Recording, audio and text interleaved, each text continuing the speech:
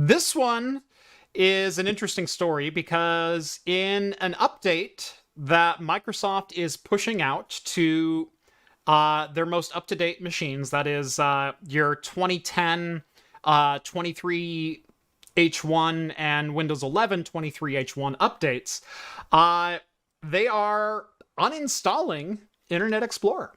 Yeah, they're literally taking it off your PC. Yeah.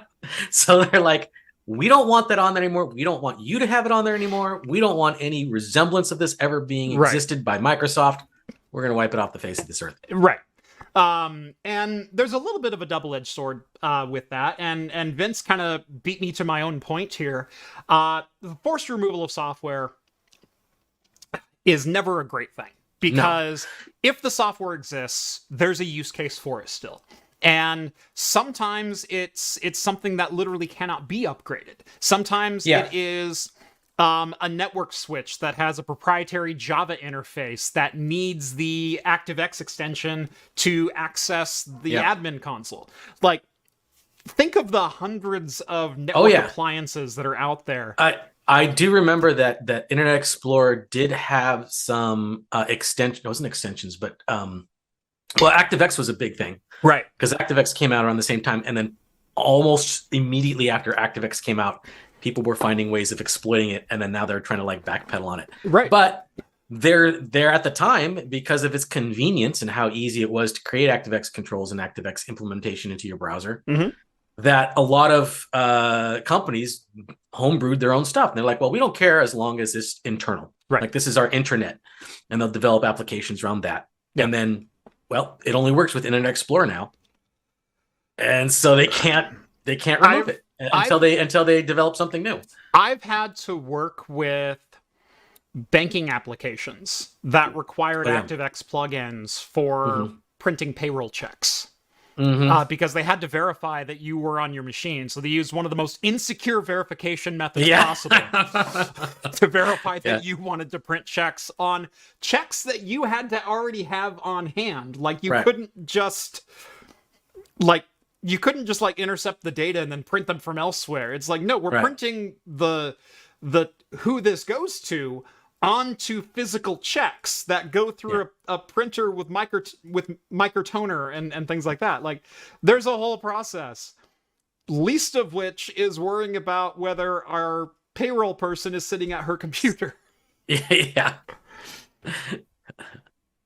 No, I know we had some old where I work, we had some old applications that required Internet Explorer, but they do not anymore. We have since upgraded out of that thing.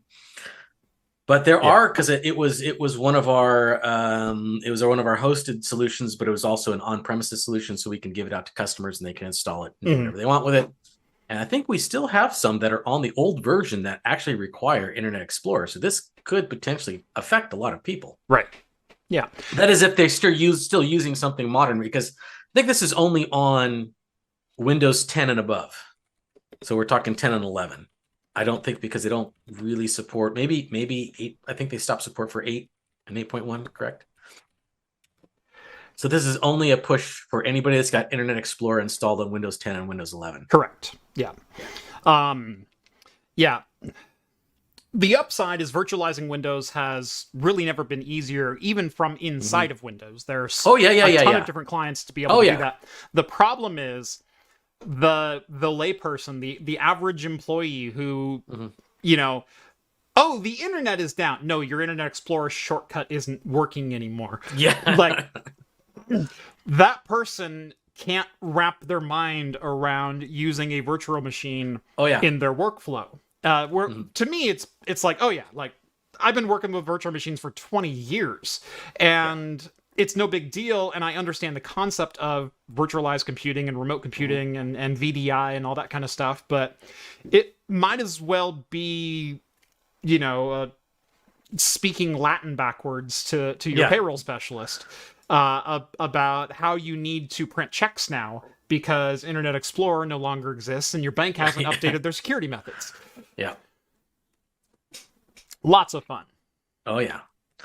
The cost of developing new applications to replace legacy ones is a huge sticking point with a lot of people. It's more or less they would probably spend thousands of dollars trying to make an old system work than spend maybe a little bit slightly more to develop a new system. Right. They're like, well, it's going to save us a couple grand. Right. So let's do it that way. Well, you also have, executives whose bonuses hinge on gross profit and things like that. And they're like, how much did you say to develop a new app? Well, the old one's working. Why can't we just keep doing that? Like, yeah. We don't need an internal IT department. And that's how you get applications that have band-aids on top of band-aids on top of band-aids. And then the original developer quits, and then some little component breaks, and then everyone's like pulling their hair out trying to figure out, why is this, what's this written in COBOL? Like, and this is why Steve and John have jobs. Yeah, pretty much. Well, me specifically. Yeah. There's some old like not C++, but just old DOS C applications that we still support. It's funny you bring up COBOL, because I don't know if anyone's familiar with the YouTube channel Veronica Explains. She does COBOL professionally. And she's done a couple of videos on COBOL and things as far back as like Commodore and getting a Commodore PC online and things like great channel. Go check out Veronica Explains. But yeah, you mentioned COBOL, and I can't think of COBOL anymore without thinking of Veronica. Yeah.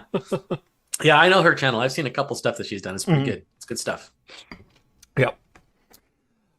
So yeah, Microsoft started pushing out updates today that will go through and uninstall Internet Explorer from Windows entirely, sunsetting an era that dates all the way back 25 years. Windows 95 days.